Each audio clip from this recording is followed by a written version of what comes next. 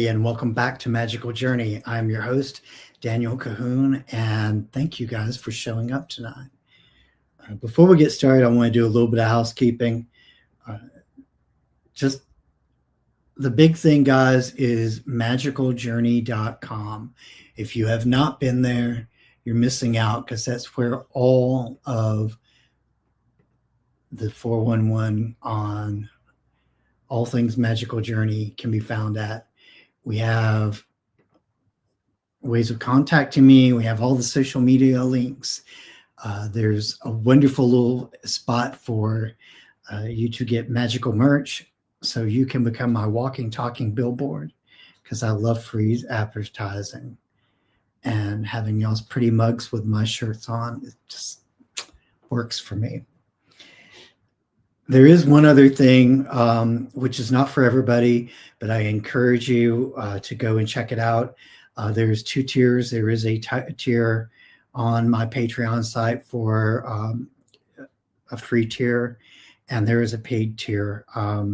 Obviously, with the paid tier, you're going to get some stuff that you're not going to see on the free tier, and with the Patreon site, you're going to get things that you will not get anywhere else. I have been working on that more. I do have a couple of extra things to add on there that I have not added on yet that are going to go on the paid side. One of them is part of an interview with Randy from last week, Randy Hutchins, that has some really good information about a future event that they're going to be doing with the Wild Man and Cryptid Cons. So there's a little teaser for you on that. I thought there was something else I was going to bring up, but apparently not. So what I will do tonight, though, is I will tell you just a bit about the show tonight before I bring on our guest. We're going to be tackling a very deep subject, and that is the subject of the Nephilim. There are several schools of thought out there about what cryptids are, what the Nephilim are, how they all connect together, and everybody has their theory and their belief system.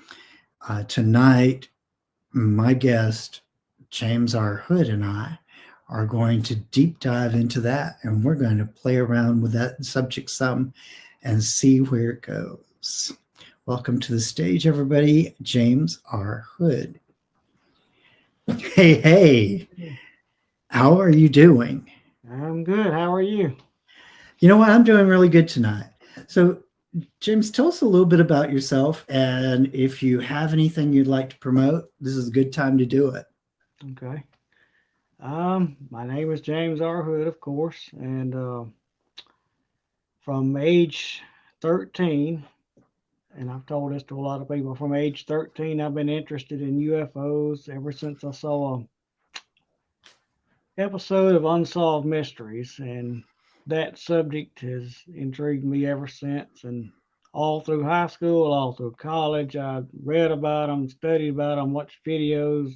I even in college interviewed several UFO witnesses, talked to several people who had some pretty good encounters. I had my own little private research project going even before I exited high school. My senior year of high school, I had a little research project of my own going where I was interviewing people. And somewhere down the line, through the years with work and busy life, I never got away from it, but it kind of got away from me just a little bit. I was still interested in it, but I didn't have the time to devote to it that I once did when I was a kid, I guess, or a teenager, and kind of faded to the background. So I think it was 2021 or 22. I was looking through YouTube and found the story of Martin Groves. His encounter in Land Between the Lakes, and most of you probably already know that encounter. And I watched his interview on the confessionals numerous times. Mm-hmm. And that got me kind of back into it. And you're going to wonder what Dogman and Bigfoot has to do with UFOs and how that got me back. And all of it, I believe, is connected. Where you see one, you usually see the other. But that got me back into it to a degree until I told one of my coworkers about it. And he really got my attention because his son had told me he'd seen the same thing about that Martin Groves Wow. had seen not 30 miles from me. Just, I mean, I think he said it was in 2017, I believe. And the encounter he had with the dog man was he was driving home one night from his girlfriend's house, and he saw something in the road and thought it was a dog, and he didn't pay any attention to it, and it was on a bridge. So he's driving up to this bridge, and it gets bigger and bigger and bigger as he's driving. He said, "Well, that's not a dog, that's a pig. It's a wild hog." I said, "Well, I'm fixing to shoot it if if that's what it is." And he gets closer to it, and it looks funny. He said, "Well, it's not a pig." So that cannot be a bear. We don't have bears around here.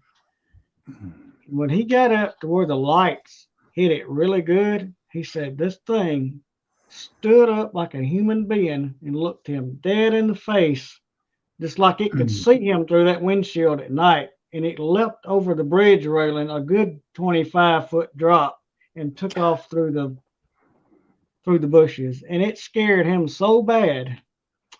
And he was 17 years old at the time. And he went Wow. back.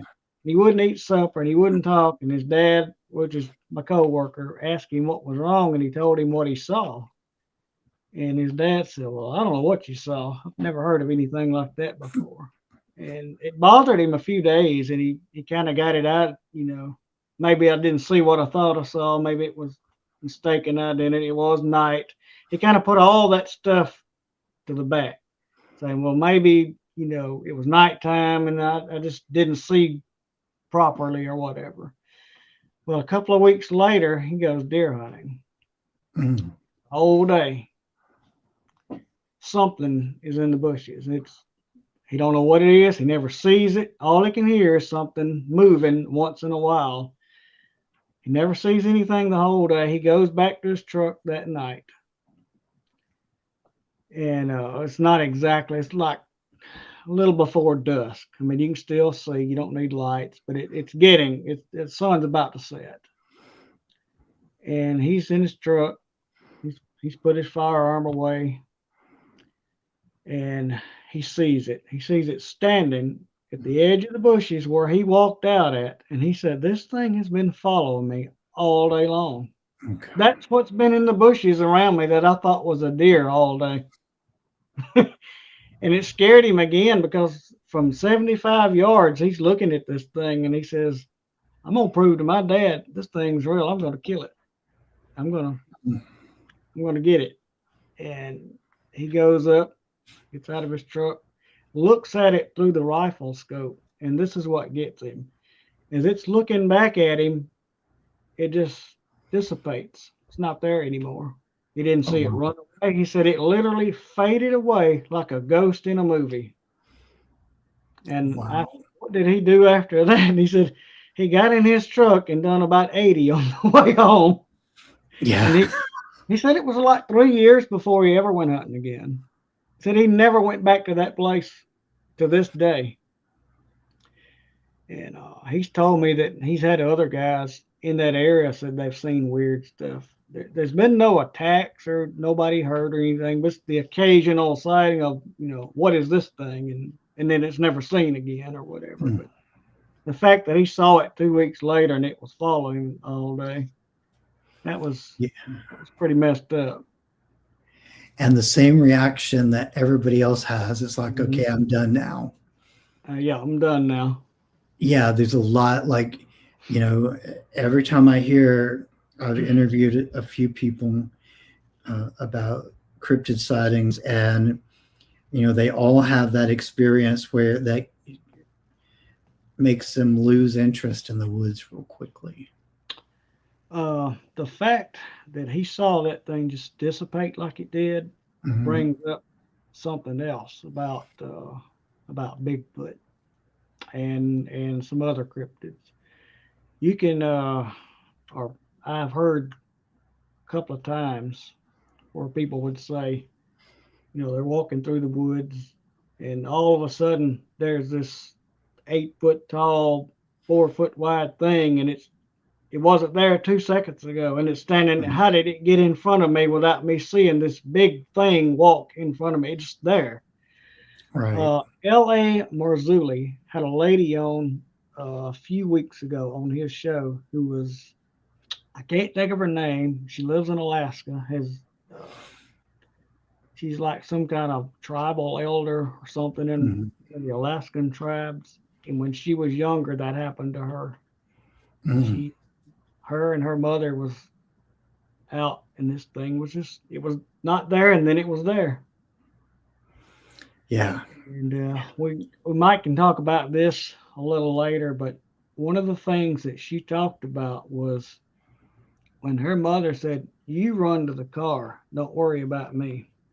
Go to the car, don't look back, just go." And she later asked her mother what she done. She told it, you know, in the name of Jesus Christ, leave from here. And she never saw it leave. It was just not there anymore. It was like an apparition. It Hmm. left footprints, but it wasn't there. There is no explanation for that. And you can look through all kind of reports, and you see that over and over again. Alaska Right. is a major, major hotspot for that type of thing. Yeah, they have the area they call the Alaskan Triangle, I believe, that has Mhm. a lot of that going on. Um, the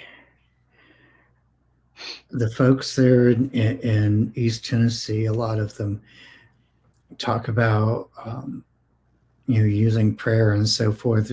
Mhm. Well, actually, the interview with Martin that you were talking about, he goes into Mm. talking about the like praying silently at first and then vocally praying Mhm. uh, at one point, and that was one of the things that I noticed uh, is very common. Scott Carpenter Right, was a big proponent of using prayer. right. And like he said in one of his videos, that doesn't work on everything. Mm-mm. There's laws of nature, laws of physics, laws that God made for humans, for angels, for animals to go by, and it has to follow those laws. Uh, the thing is, what he was talking about, how if you pray, if you are saved or a Christian and you pray for this thing to leave you alone and go, it might get angry and growl at you, but it's going. And if you do that to a bear, you're going to get eaten. The bear's not going to pay that any attention. That's the there is a spiritual side to that. That bear has no spiritual side. Right. So that tells us, that that thing has some kind of a human connection, a fallen angel connection, a spiritual connection of some type to have to go and follow that rule, to follow that law. Right. It definitely does. And that's one of the things when when we talk about the cryptids and we talk about well, all of it, the cryptids, aliens, UFOs, all of it. Um, there is there's an element of spirituality involved in all of it, and there's some contactees and so forth that will say that the aliens are Mm-hmm. here for to protect us and help us and whatever, and they try to make them out to be a a light being, so to say. But Well, just remember that Satan was an angel of light. yeah, yeah, exactly. So don't people when they think of him, they think of this evil, awful looking creature. Well, why would he appear like that if he's going to deceive you? Why wouldn't he appear as pleasing and nice and if he's going to Yeah, deceive you, you know? So right. And Isaiah called him the star of the morning, right. and said that, and even said he had the sum total of all knowledge. That was one of the more interesting comments that I've heard or seen in the scriptures about Lucifer, was that he had the sum total of all knowledge. So a lot of people, are of the opinion that cryptids are offspring of the fallen angels, that they are the Nephilim, and that's kind of where we Um, are. that is that's the theory, Mhm, but the Nephilim were different. The offspring of the fallen angels mated with human women, and they created mhm, a race of giants. mhm, So that would be they would similarly look like us, but they would be enormous, and it was said they had 6 fingers, 6 toes, a double row of teeth, and mhm, they were extraordinarily intelligent.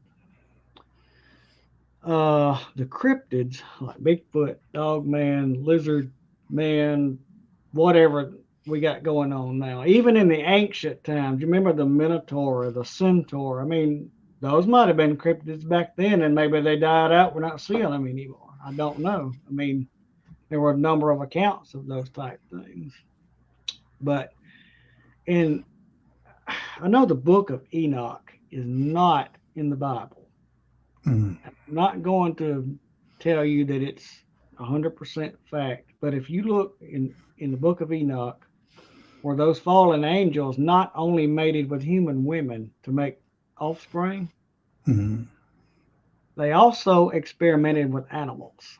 They mixed animals with themselves, just like they did humans with themselves. And they mixed animals and humans and themselves together. They did all kind of weird stuff. That's one reason why, the flood came and wiped them out, or, for the most part. That was one of the reasons for the flood of Noah's time. But so if they took, it was said they took, I believe it was 200 goats and 200 sheep.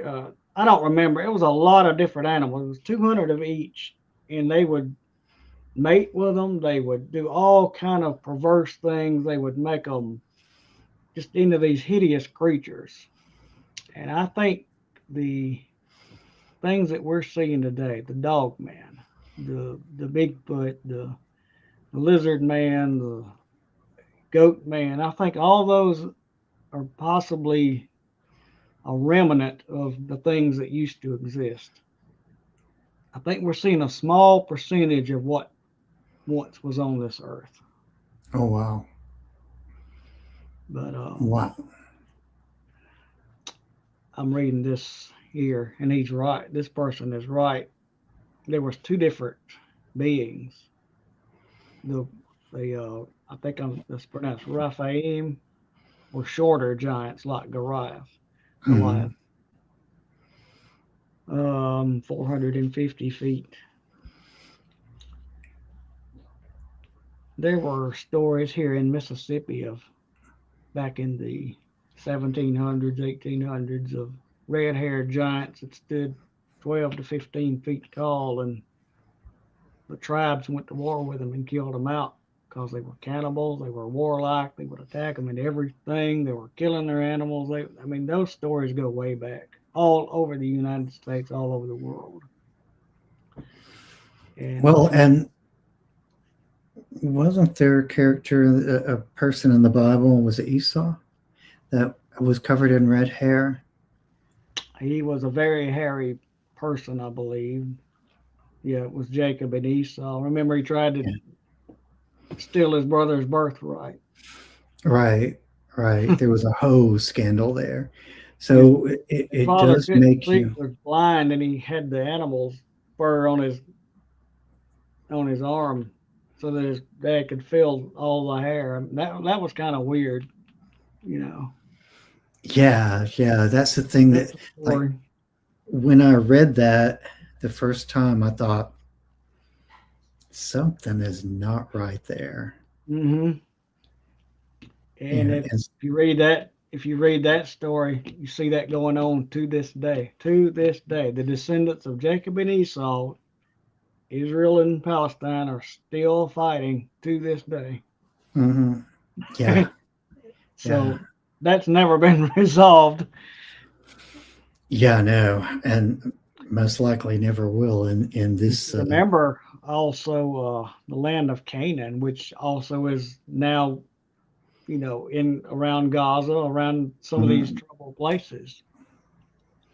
When Joshua and Caleb went into the promised land, into the land of Canaan, they said there were people there that made them look like grasshoppers. There were races of giants everywhere. Wow, yeah.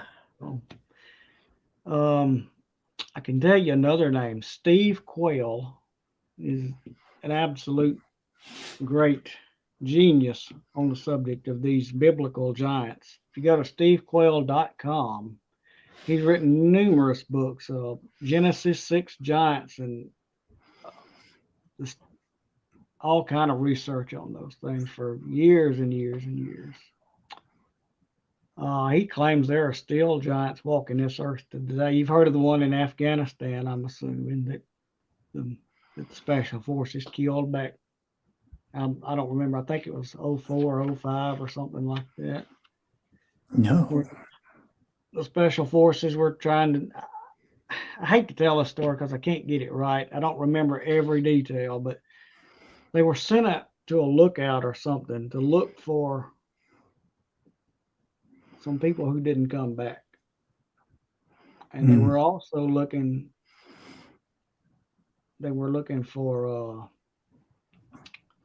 Taliban guys that were in that region. Taliban wouldn't go in that region. The elders in those villages would not go and hide in those caves. They knew what was in those caves. And when the special forces got there, and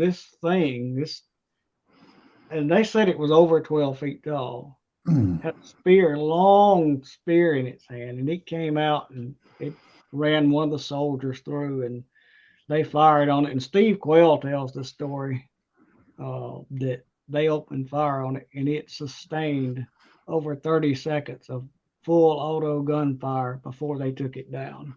Wow. Also, the way that he told it was that it done something. It made them sick, like Mm. physically sick to their stomach. Not just the smell, but it done something. Like it was producing some kind of wave, or some people call it infrasound, and it may not been that, but it was making them physically sick. And they had to Wow. completely destroy its head to make that stop. So that was Wow. interesting. They had to destroy Yeah. the thing. And I'm wondering, if it took Army Rangers 30 seconds of sustained auto fire to bring this thing down, how did they bring them down in the old days when all they had was sharp sticks? That had to Right. be scary. So uh, that would be very interesting to live in those times, wouldn't it? That would have been. It would have been very interesting to see, like you said, how they actually brought them down. David apparently took Goliath down with one stone. A single rock. Yeah. I don't think Goliath was the same thing. I think he was a giant, but I think he was a hybrid. I think he had more human in him than he had. He was probably a hybrid. He wasn't full fledged, 100% DNA giants like the old days. I think he was probably a hybrid. He wasn't a wild one like this thing was. There's Right. all kind of stories throughout Afghanistan, through Iran, through Iraq. Iraq is full of stories of just weird spirits that would attack people and that kind of thing. And then if you look into World War II in the Solomon Islands, the Japanese soldiers talk about their soldiers going missing. And they were talking about these giant humans with things would come out of the caves and grab a couple of them and disappear. And I mean, that's all Wow. throughout Malta. Malta is, to this day, has reports. Even in Mexico to this day. Canada, as of 2013 and 14.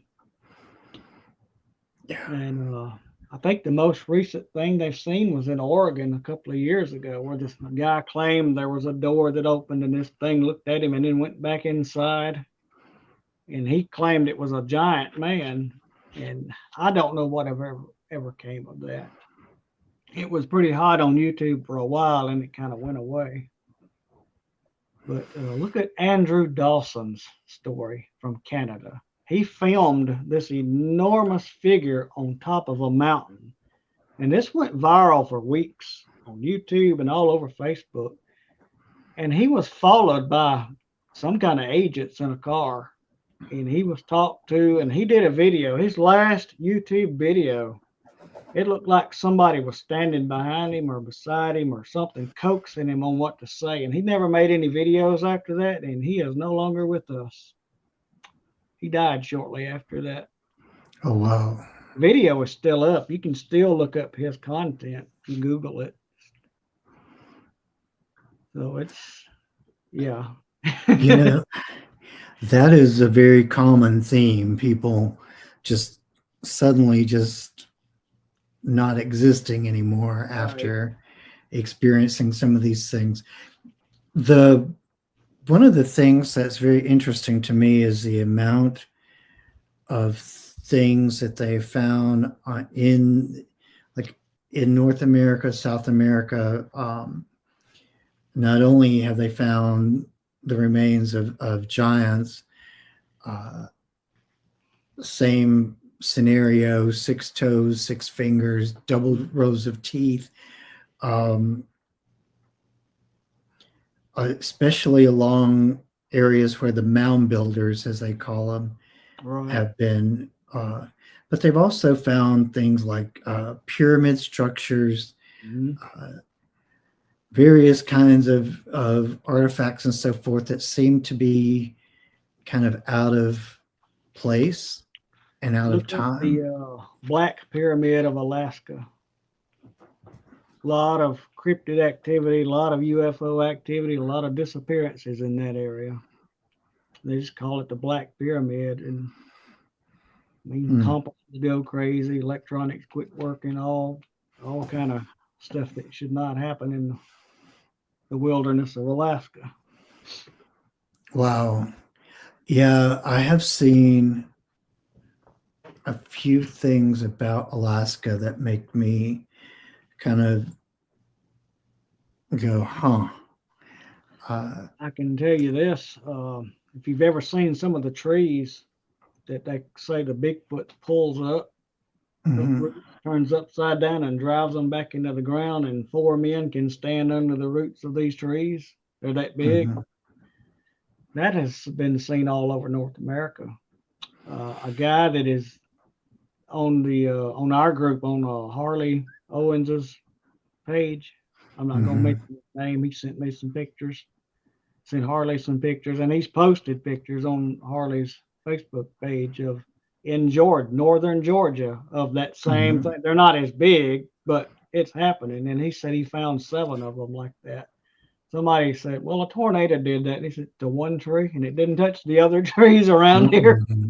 And then I found 7 more, and the other trees around them were untouched. He said, no, that's not a tornado.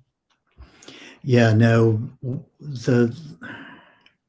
I've seen this.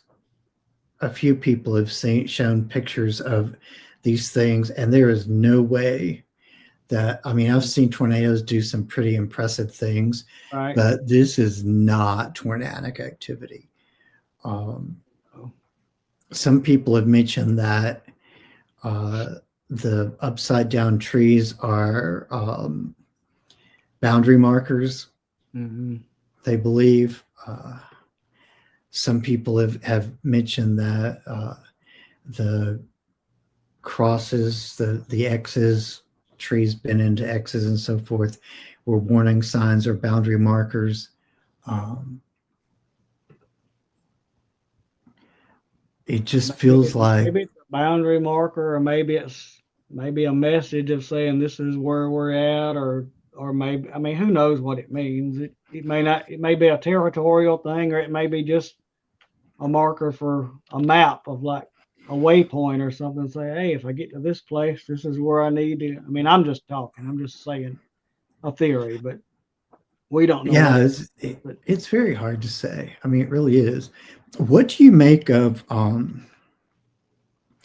the people have gifting areas and so forth that they say that they swap gifts back and forth with the Sasquatch, especially? What do you make of that? I've heard of it. I think there's something to it.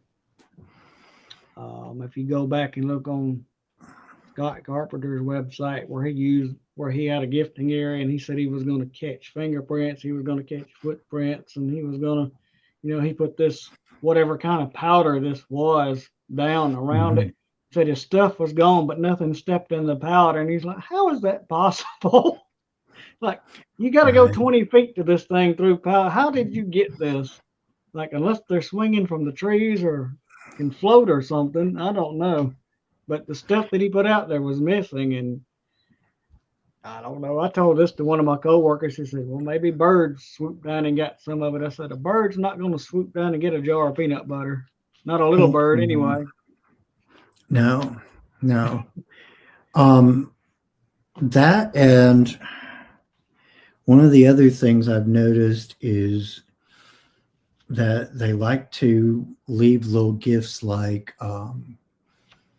braids and things like that. They'll braid vines together and twigs and so forth. Kind of reminds me of kind of like a childlike behavior. Like they're making something for you for your approval or something. That's what that reminds me of. That's what I think of when that kind of thing happens. It's like, I made this for you. I want to be your friend or something. Maybe they're trying to get approval, or I don't think it's any hostility when they're doing that. I mean, doesn't appear to be. And people have talked about this before. All of these, particularly the Bigfoot, I think they're kind of like us. There's good ones and there's bad ones. There's ones that'll, I guess, would help you or would just leave you alone.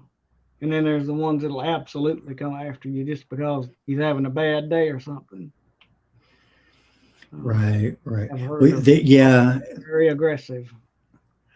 I've heard people talk about, there's people that believe that there are some that are redeemable and some that are not, is the way that they put it. I don't know about that.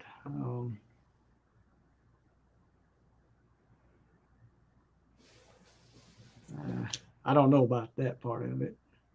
Yeah, it really depends. I guess it depends on your theology as to whether you believe they're redeemable or not. One of the things I do know is that is also very consistent with Bigfoot and Dogman is, and Martin Grove is one of the ones that brought this to light, I think for the first time really, is some of the accompanying sounds that come with these sightings. Sometimes the sounds of metal doors closing, or or seeing Sin Schrader Hill. Thank you for coming in. Sin makes herself known. Really, she's happy tonight. I love that. The sound of metal scraping on concrete is the way some people describe it, which is a very. I remember very well him talking about that, and I had never heard of that before. Him talking about it, But the Mhm. whistles and stuff, I think they whistle to each other, maybe signals or. But the metal door scraping, that, I mean, it literally sounds like that's exactly what's happening. A door is opening somewhere. I mean, who knows? It might be some kind of underground thing that opened and closed its head. It may be physical, or it may be. Some people use the portal theory, like maybe they come through. I don't know if I 100% go into that. Believe that. I want to say it's probably possible, but you know, I don't know. Uh, I've heard of them, people seeing an orb like a ball of light, and then Yep. later, here this thing is that transformed. I mean, maybe whatever it is when it does that makes that sound. That could be what that is, and nobody saw it; they just heard it. So, Right, right.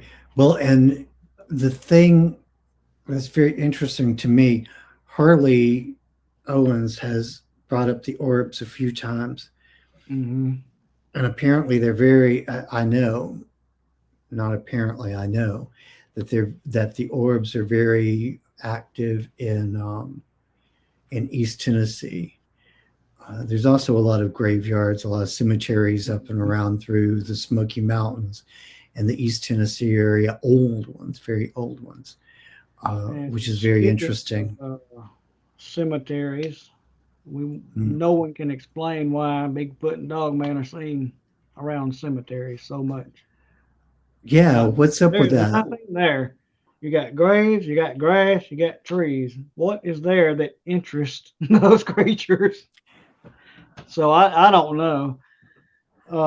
The guy that I interviewed back in February, I met a guy. I was wearing a Bigfoot T-shirt that day. It was a Saturday, and I went in this store and I went to the sporting goods section. This guy saw me and he said, "Oh, I like your shirt." I said, "Oh, thank you." And that was all there was to it. And I wasn't going to say anything else. And I said, "I'm going to take a shot in the dark here." I said, "Do you think those things are real, or people just imagining or making up things?" He said, "I can tell you 100,000% they're real." I said, "How do you know that?" He said, "Because I seen one time."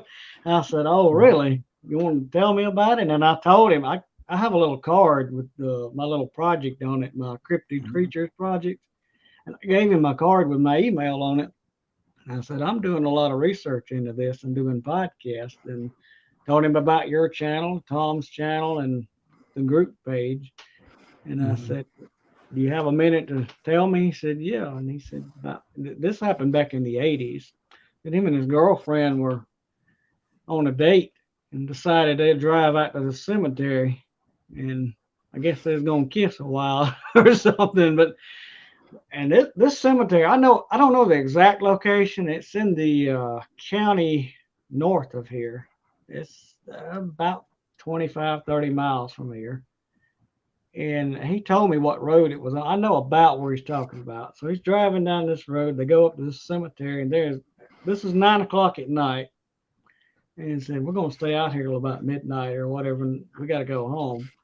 There's nobody out there. I mean, nobody lives there anyway. This is a farming community. It's cotton fields, cornfields, cemeteries, and a house every 6 miles. You're not, that type of thing. Nobody's out at 9 o'clock at night in a cemetery. Well, they pull up and his lights hit something. He said, "What in the world was that?" And then he saw it walk across. He said, "I want you to look at there. You can't go nowhere anymore."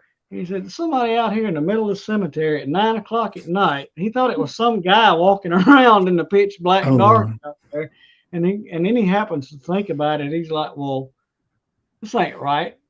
Something's wrong with him. He must be drinking or on something or lost or homeless or something." He said, "I'm gonna run this guy off so we can bark here." And he said about that Mm. time it turned and walked up and his lights hit it. He said, "Oh no, that's not a man." He said the thing was black and it was hair, and it said it just looked at him and gave him like this mean, ill-favored look and turned around and walked off, and that was the last they saw of it. And he said, "We have a change of plans." He said, "We're going home now, so we're not Oh, staying here." wow.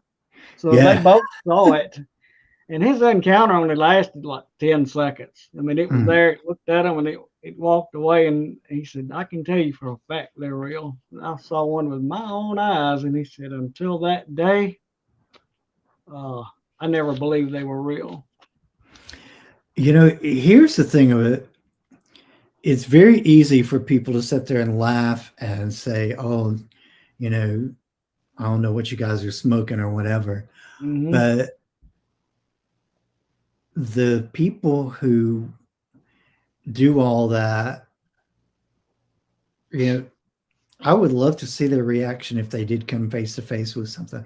They would lose their minds. Because I got to tell you, my personal experience with Hmm. any of it has been they're scary. That's that's the best way I can put it. They're Here's the kick. scary. Here's the kicker to me, and tell me what you think about this.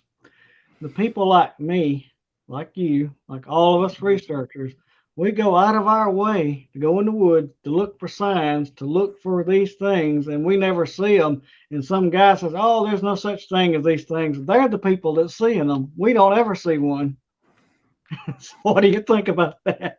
Right, That's right, it's almost like they're showing themselves to the unbeliever, saying, "Hey, look here, look at me." And that's what I thought about it. And I'm like, we go out of our way to find one, and we still can't find one. right, right. And the thing is you we like some of us, like I explore and experiment. Like where I live is really a hotbed area, and I'll get out this. I'm going to record this sooner or later. I'm going to do it over a couple of nights. I brought out my dowsing rods, and I have said, I've asked, is there a Bigfoot or dog man around my Mm, house? And it'll give me a no. mm, And I'll say, is there a Bigfoot or dog man a mile away from my house? And it'll give me a no. And I'll say, what about 2 miles? And it'll instantly give me a yes mm. every single time. That's kind of weird too. That has been consistent every time I've done that.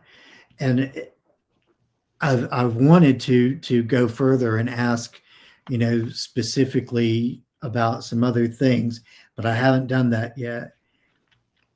And I'll tell you another thing, like going towards Sparta, um, taking the back roads to Highway 40 going to East Tennessee. When I hit Sparta there, and I've heard people say that the area that this starts at is also an area that is known for a hitchhiking ghost. Uh, but there's an area just outside of the Sparta, the town itself, where you start going up the hill.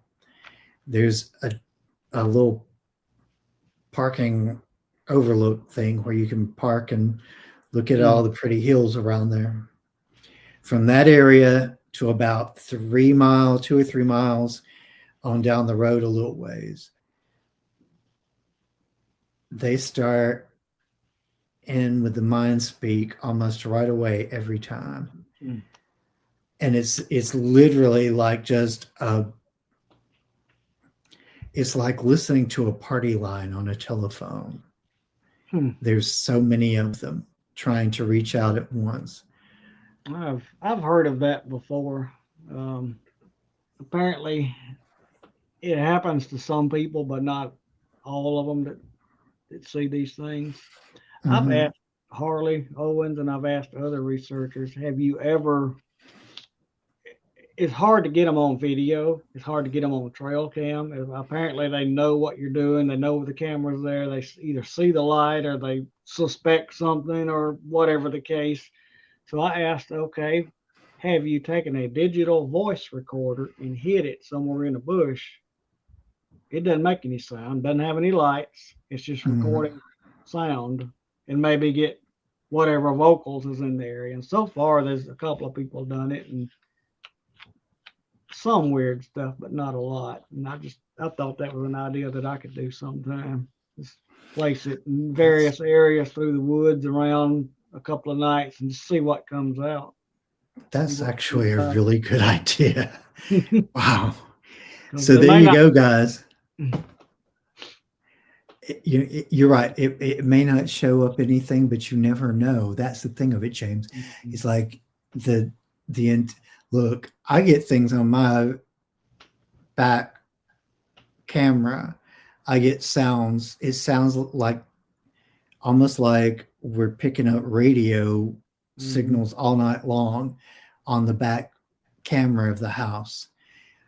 And that's pointed in the direction of the highway that leads off toward Cumberland Plateau. So I wonder sometimes if it's not picking up things for a reason. You know what I'm saying?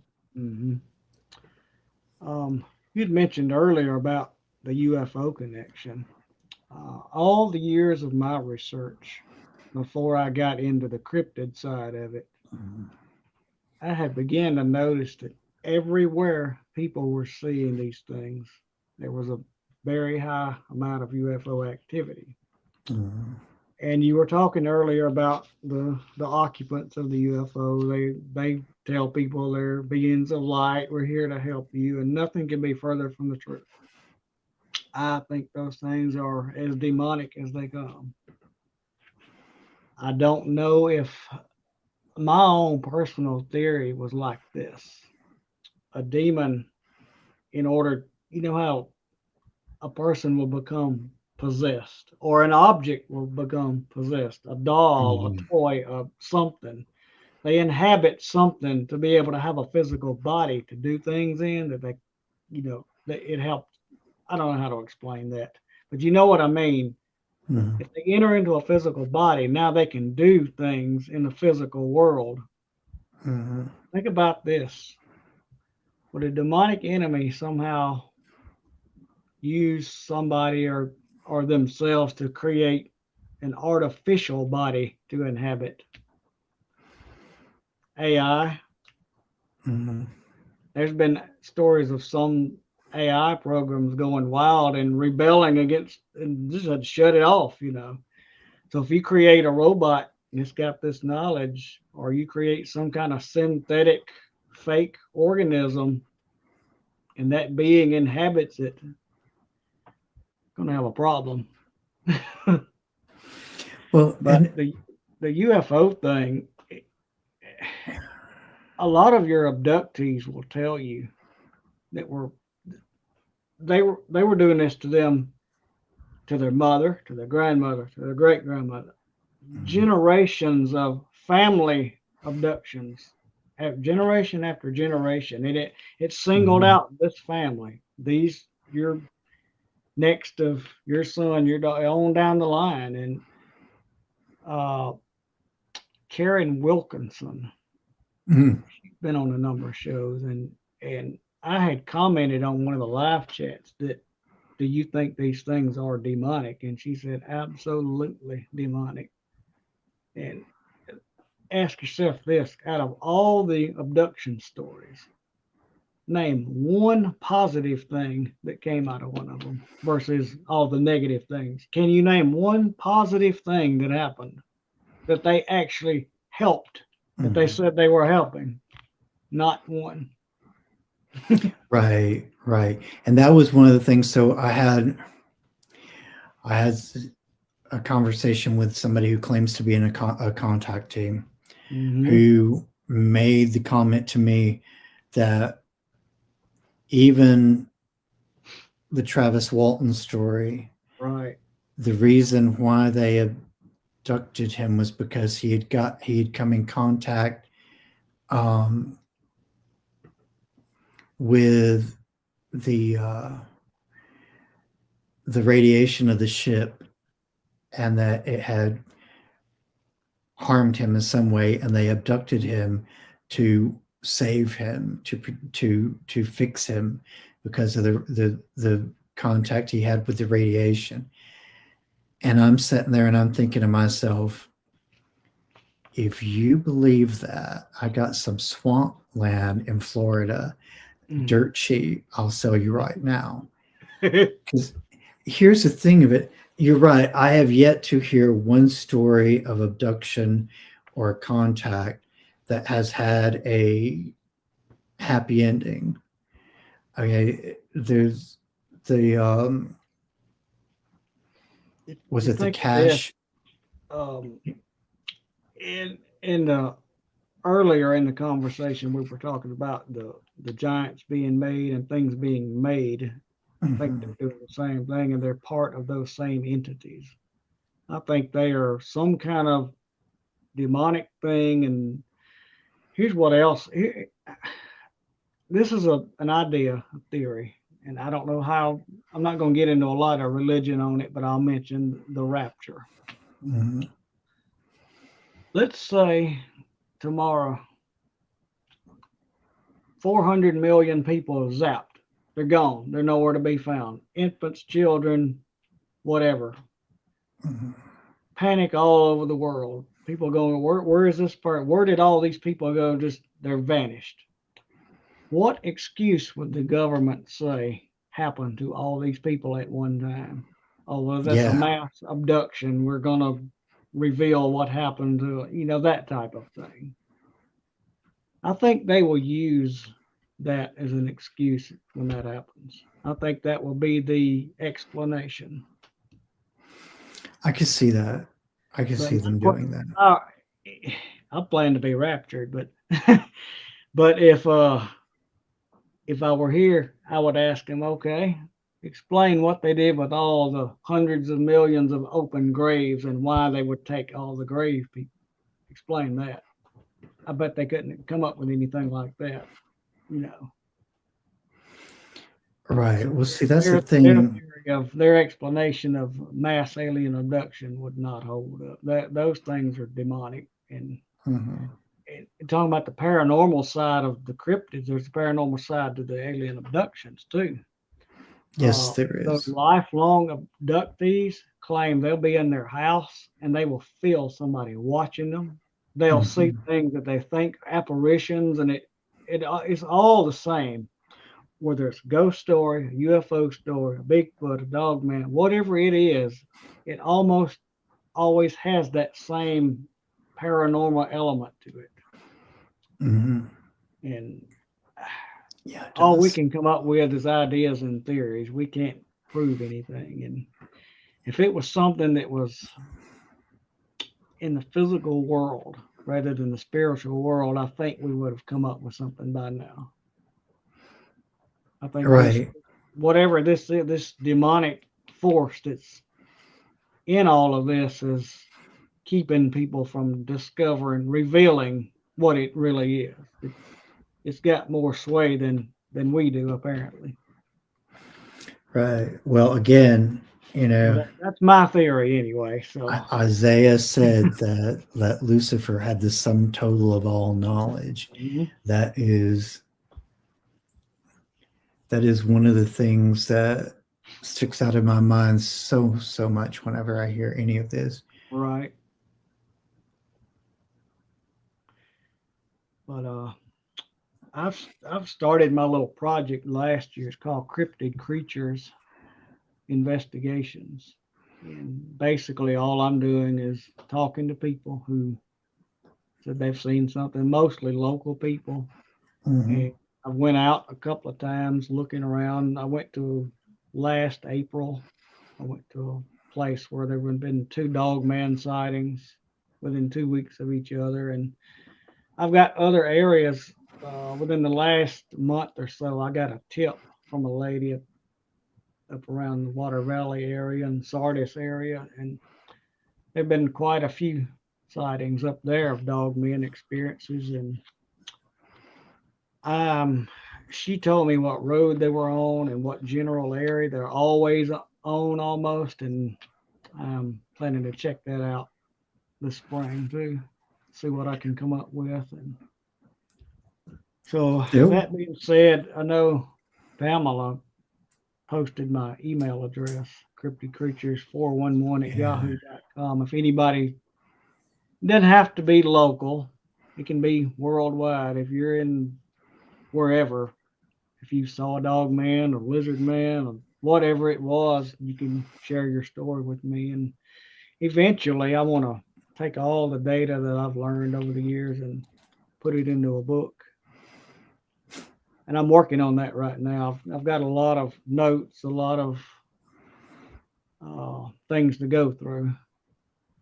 That Yeah, I'm you do. I bet your I notebooks have are like, everything I've had since I was 13 when I started this, oh gosh. and I ran out of personal library space, like that bookshelf behind you. I got it in boxes under all the beds and closets full of stuff. And Yeah, yeah, that's a lot. my brother always said, if you open my closet door, you get avalanched. Okay. It's all gonna come crashing down. Wow. So So let me ask you this as we're starting to wrap it up a little bit. You've talked about the dog man. I got to tell you, when I was over that way this past week around Tupelo and you were close. there were there were so many places over that way that I kept getting weird vibes, just strange Well, vibes. you were within about 20 to 30 minutes of uh, the county that's you've heard of Taylor, Mississippi, Oxford, Mhm. Mississippi, Sardis, Batesville, all that whole Water Valley, all that whole general area is Dogman reports, Bigfoot reports, UFOs. I mean, it's this lady told me she's seen one 3 times. Some of her relatives have seen them 2 or 3 times. They've had some of her friends ran into them in the forest out there at the national forest. And uh, yeah, I'm going to check that out. I did not even know that until recently when I had that lady tip me off about that. And I didn't speak to her, on the phone, but through a messenger. And she gave me roads to go down and areas that hot spots. I was definitely feeling some very interesting things over that way. Uh, You the were whole not far time, away. the whole time, and then driving back north towards Savannah, Tennessee. I was never so glad to get back home. Oh my goodness! You know what? I I don't go to the Delta District. That's the area that uh, through there that we is the district we call Delta in our company. Mhm. I don't go there very often. We don't get the opportunity to go there very often. But my personal opinion is that is a very scary area through there. It Um, is. Let me ask you this: what are so obviously Dogman? You people, several people have had given their thoughts on the fact that there seems to be almost two types of dogmen. They're the ones that appear to be naturally created, Mhm. and then there are the ones that appear to be have been created almost like in a laboratory situation. What are your Yeah, thoughts on I, that? I think there's something to that. I think that somewhere in this world we have maybe some black projects, underground projects that are taking the actual real ones, the natural Mhm. ones, or unnatural as they are, and maybe killing them, capturing them, taking their DNA, trying to study them, and trying to create something new, cloning them. Who knows what they're doing? You know, um, Creating some kind look up of hybrid look up super soldier. a term called Nightmare Hall. Nightmare Hall was this place in an underground base in New Mexico. Apparently, this guy, you can Google it and you can look all books and everything with this story. And apparently, there was a photo that was smuggled out of there of human-like figures in a gelatin substance suspended from the air. It Mhm. was it looked real to me, but it could have been fake. No one proved it fake yet, I don't think. But from their testimony, they said there was hundreds and hundreds and hundreds of cages, Mhm. and there was humans with 6 legs. There was humans with 4 arms. There was humans with wings. There was creatures that looked mixed with human. There was every type of thing you could think of in cages, and that's why they called it Nightmare Hall. Evidently, they was doing some kind of genetic experiments, and this came out back in the '80s, back in the late '80s, Mhm. and I kind of followed that around for. I think there's something that, to a degree. I mean, I know a lot of this stuff kind of gets exaggerated for fame and glory, but to a degree, I think maybe all of the governments of the world, or the major powers, United States, China, Russia, probably, definitely, the major players are probably doing something in secret that they don't need to be messing with. Yeah, I agree I with think you. there's something to that. You had mentioned to me lizard man. Mhm. I can tell you, I think there's two different types of lizard man. You see the cryptid lizard type thing out Mhm. in the wild, out in the woods, out in the caves, cavern systems. They're kind of like wild. And then there's the other type lizard man that people call a reptilian, who say that they're an alien who, uh, you know, who can speak to people, who can communicate. Some of them are reported to be wearing some kind of clothing, have Mhm. weapons, all this, all kind of weird stuff. The lizard man in the Scape Ore Swamp in North Carolina. You had done Mhm. a podcast about that earlier, a couple of months Mhm. ago. I think that is some kind of cryptid. I don't think that's an intelligent being. I think that's some kind of hybridized reptile mixed human thing, like a dog man would be, like all the rest of them. I think that's a totally different classification than the reptilian humanoids that people claim they see on the UFO type thing. Mhm. Um, I can, I don't know how much time you got left, but I can tell you an interesting story out of Hungary about some reptilians. There was a geologist Yeah. working for a company, and he was down in this cave, and he was down in there, I don't know, probably 2 or 3 miles. As a matter of fact, he was in so far he had to spend the night to keep going. He didn't feel Okay. like going back out. And he'd been in caves all over the world, nothing to it, by himself.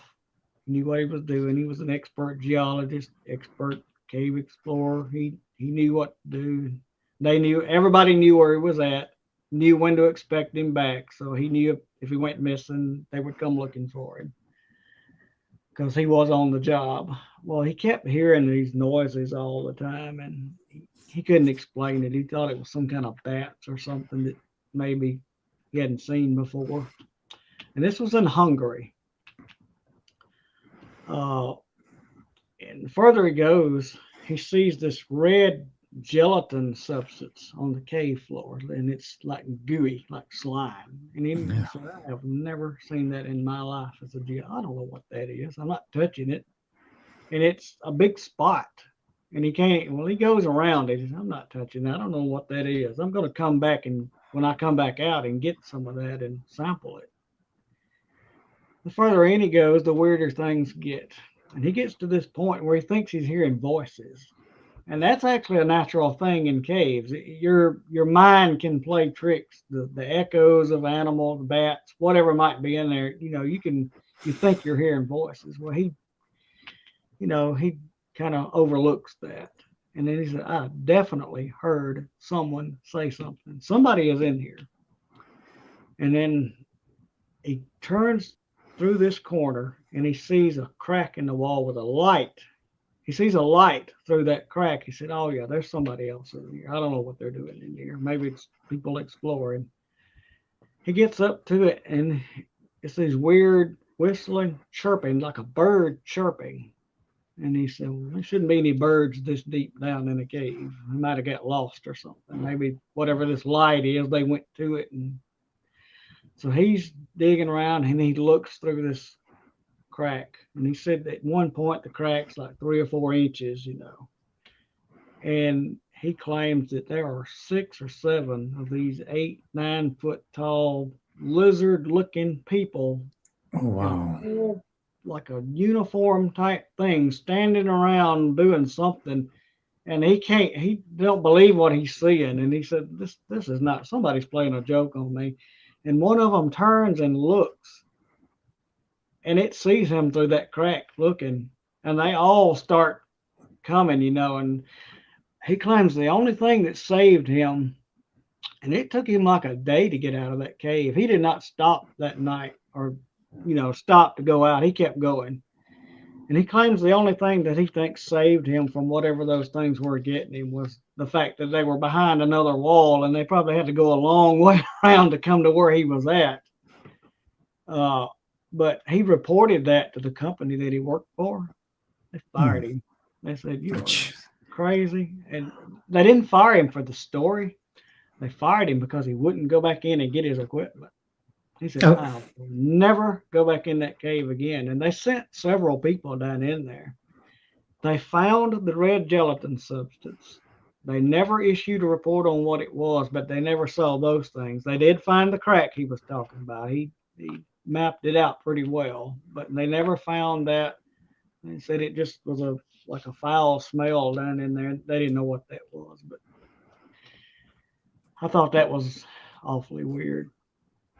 Yeah, that's definitely not. You see a lot of encounters in caves, Bigfoot in cave, Dogman in caves, but especially the reptilian type things. And that comes to another theory of, are they so deep underground that that's where they're coming from? Are they using the cave systems to travel here and there? And that's why you don't see them a lot, especially in Tennessee, Kentucky, Ohio. Mm-hmm. That is cave paradise up there. Mm-hmm. Hundreds of miles of caves. And I also wonder if there's not underwater bases as well that they're using. I would not be surprised at anything. I'm thoroughly convinced off the coast of Oregon, there's underground bases that they're using. I would not doubt it. A book called Silent Invasion. It was written in the 80s by, oh my goodness, what's the lady's name? Ellen Crystal. She's since passed away. He was on Oprah one time. She has over 900 pictures of UFOs close. On the ground. Some of them on the ground in a cornfield that she walked up to. She had a picture of her face that was red on one side because she got too close to it, and when it took off, it knocked her down, and she got radiation burns, and she went through the doctor for a long time with radiation burns. And her doctor said, what have you been close to get to this? And she goes, oh, well, do we have to talk about that? Because you're not going to believe me when I tell you. And I don't know if she ever told him or not, but that is a great book. If you start that book, you won't put it down. Silent Invasion. I've got it on my list now. David Jacobs as well. He kind of confirms the theory of the alien abduction and demonic connection as well. Any of his books are great. He's actually a professor at a university as well. He's pretty well known. He's pretty well respected. Yeah, because it's very interesting. I have no doubt that there is a very nefarious connection between cryptids and UFO sightings and aliens. Like I said, there's very few positive experiences that ever come out of any of this. I mean, there's the Bigfoot experiences where people say they communicated with them. I guess you could call that positive. They weren't attacked. They weren't aggressive. But for the most part, the rest of the cryptids, the dog man, the lizard man, the moth man, the whatever, nothing ever good comes out of those. No, no. And of course, there's Mothman is a whole story in itself. We could go into a whole new segment on the Mothman. So let me ask you this for final thoughts. What what would you like to leave us with tonight as far as information, final thoughts? I just say to the fellow researchers out there to not give up, and keep on doing this. I know Harley Owens and several others have, kind of said from time to time we want to call it quits, and I've done that myself. I stopped doing this for 10 years one time, and I got back into it. And my theory on that is I think there's a spiritual side that's making us want to quit, telling us, you don't want to know about that. You just give it up, like anything else in life. I would say to the fellow researchers out there to keep on at it. And I'd also say, I know that sometimes there's a little strife and, conflict between researchers and stuff. And I don't like to see that. I think that instead of one researcher trying to hoard all the information and gain from it, either popularity, money, whatever it might be, I'm not in this for money. I'm not in this for fame. I'm in this because I like to do it. I like to learn from it. I'm interested in what's going on. Mm-hmm. I don't care if I ever make a dime from it. The book I'm going to write is for information to get that stuff out. It's not for other purposes. And I would say the conflict of the researchers, I would say just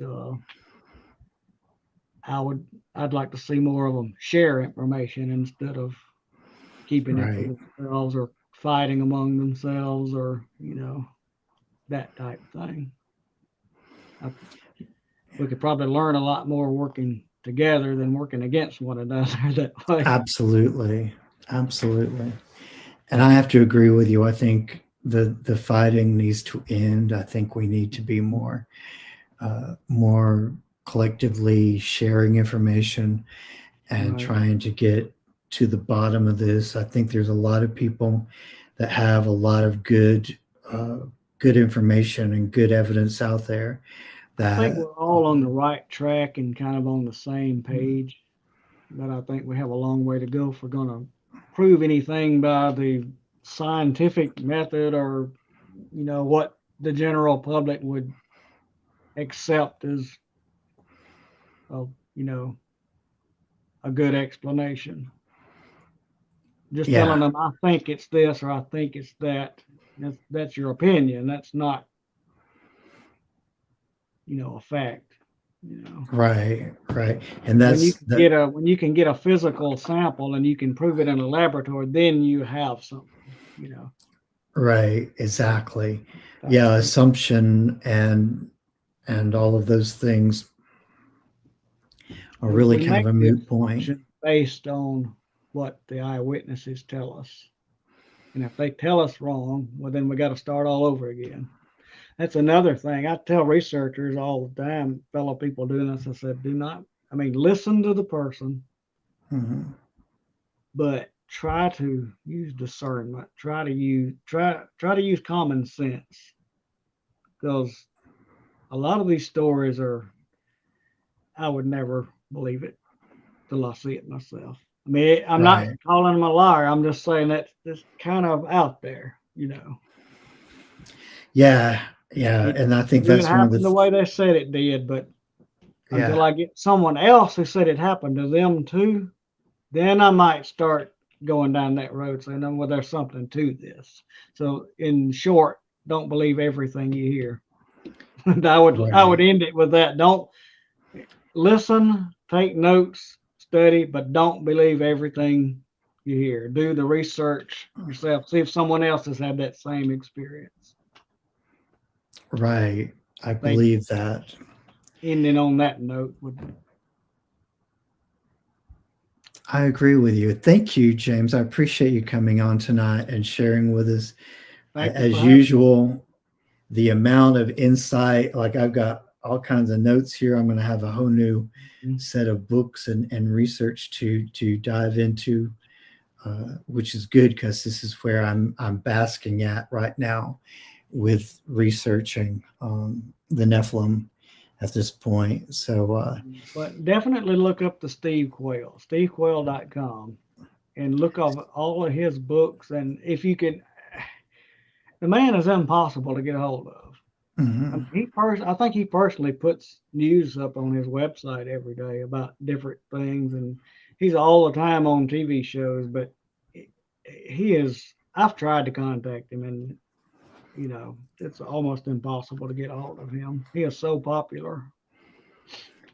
Yeah, the last name is familiar. So he wrote the book Angel Wars back in the 90s. I know I may know somebody that's actually related to him or connected with him in some way. She has the same last name. So it'll be interesting to check him out. Well, again, I appreciate you coming on. I know you guys have a whole new group of books and things to check out after tonight's interview. James, if you'll hold on for a second in the back, I'm going to close this out, and I'll be back with you in just a moment. Okay.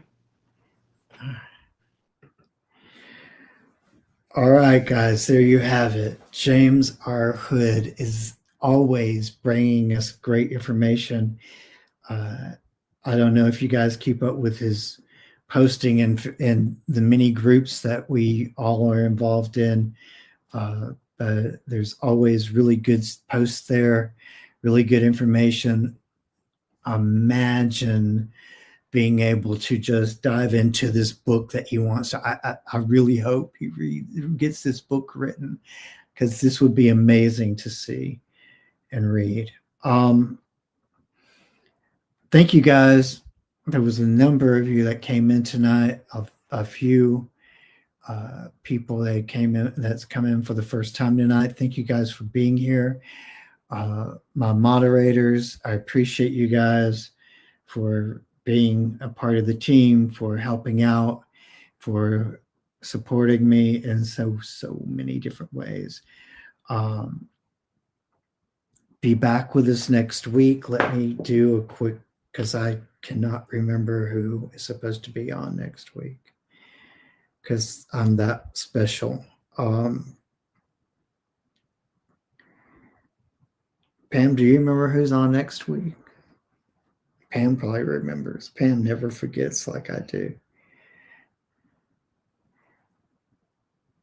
That is March, April. We're in April now. Actually, next week, I have Sandra D coming to talk with us, and I'm sure we'll get some very good insight from her on subjects that we've touched on tonight, actually. So you guys check with us again next week.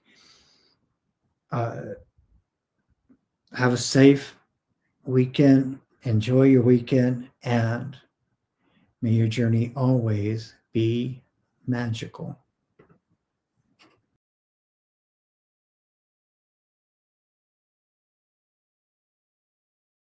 I've waited for so long to see when you come back to me. Through the wars and battles that were lost, we're born again, it's you and me. The rest is history. Past lives.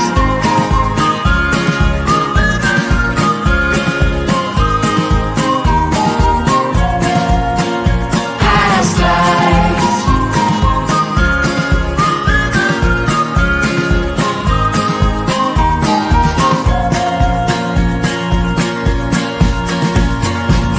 Did we dance together on different floors in 1500 or 1504? We must have been lovers, we must have been something in our past.